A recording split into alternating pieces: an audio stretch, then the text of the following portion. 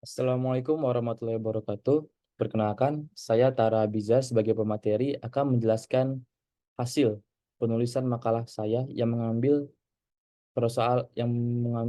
judul tentang persoalan zero one knapsack.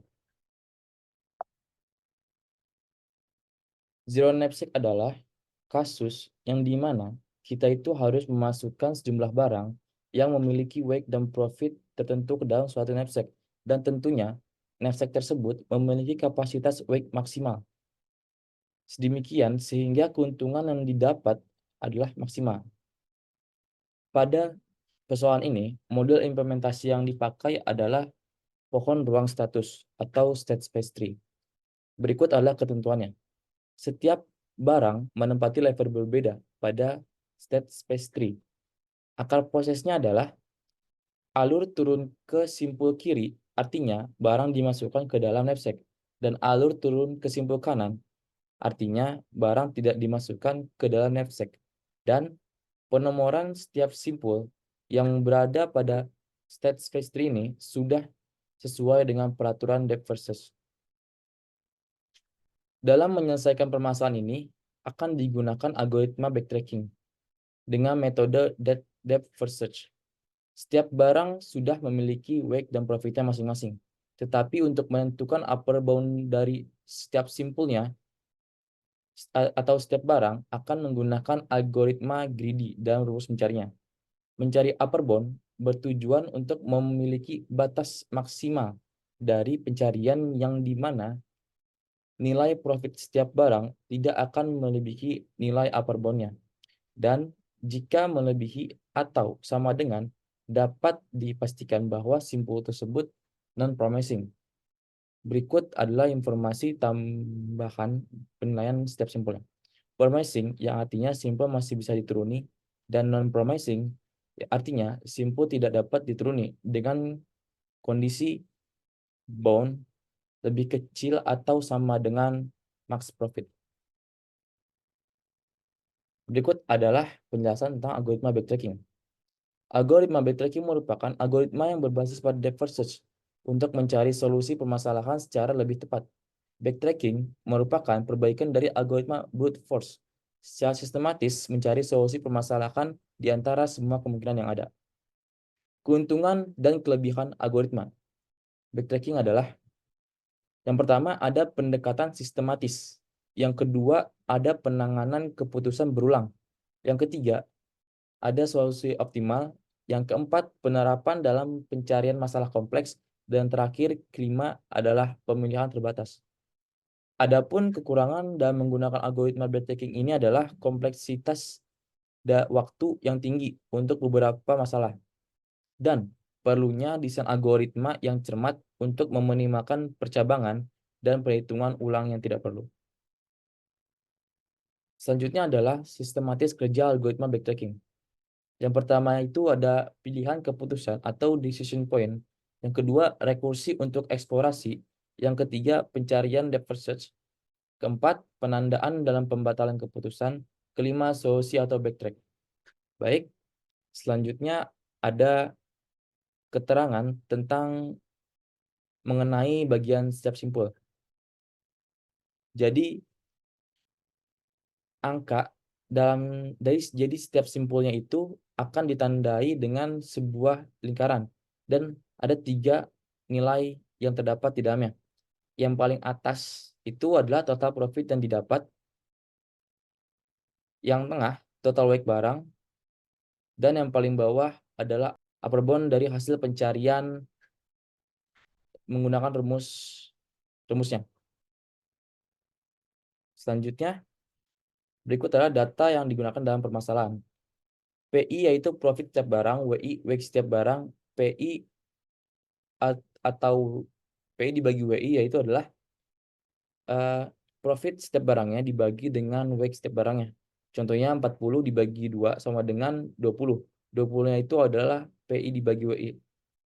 Dan di bawahnya ada rumus untuk mencari upper bound. Yang pertama itu dipakai rumus untuk mencari total weight. Total weight ini akan digunakan untuk mengurangi weight maksimal dari knapsack. Ya, weight maksimal dari knapsacknya. Total wake ini akan digunakan untuk mengurangi wake maksimal dalam rumus selanjutnya. Dan yang rumus bawahnya itu adalah rumus untuk mencari upper bound. Selanjutnya, gambar ini merupakan model implementasi pohon ruang status.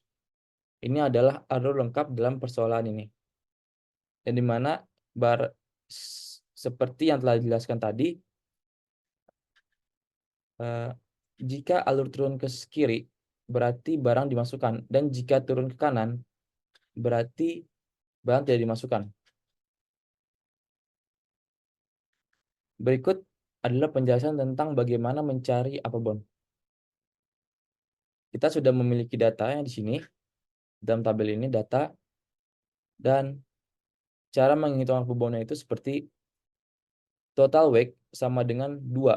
2 ini apa? 2 ini tuh wake dari barang pertama ditambah dengan 5. 5 ini didapat dari wake barang selanjutnya, barang kedua. Dan 2 ditambah 5 sama dengan 7. Didapatlah total wake dari penyembelahan tersebut. Total wake ini digunakan untuk mengurangi wake maksimal yang berada di dalam rumus upper bound. Rumusnya itu bound sama dengan 40. 40 ini profit barang pertama. Ditambah 30. 30 itu profit barang kedua. Dan ditambah dalam kurung 16 dikurang 7. Nah, disinilah total wake itu digunakan untuk mengurangi wake maksimal dari knapsack. Lalu dikali dengan 50 dibagi 10.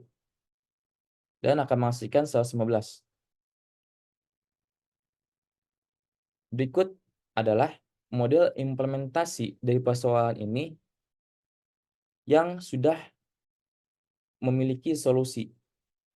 Simpul yang promising. Dapat dilihat bahwa simpul solusinya itu ada di simpul nomor 3,3, yaitu yang artinya barang pertama itu dimasukkan, barang kedua tidak dimasukkan, dan barang ketiga dimasukkan. Berarti yang dimasukkan ke dalam knapsack dan menghasilkan profit yang paling tinggi itu ketika kita memasukkan barang pertama dan barang ketiga. Selanjutnya penjelasan tentang solusi yang dapat. Setelah kita lihat tadi, sudah kita ketahui bahwa solusinya didapat di simpul nomor 3,3. Tetapi di sini kita akan mencari tahu mengapa simpul-simpul lainnya itu yang ini, simpul yang ada tanda-tanda X ini, kenapa mereka ini tidak menjadi solusi. Berikut ada penjelasannya. Simpul 1,2 dikatakan non-promising karena jika barang selanjutnya dimasukkan ke dalam knapsack, solusi akhirnya akan lebih kecil dari simpul 3,3. Simpul 3,1 dikatakan non-promising karena ketika memasukkan barang ketiga ke dalam knapsack, wake total dari barang yang sudah dimasukkan melebihi kapasitas maksimal wake knapsack.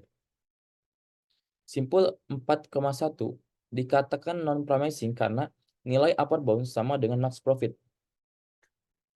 Sesuai dengan kondisi yang dijelaskan di awal tadi.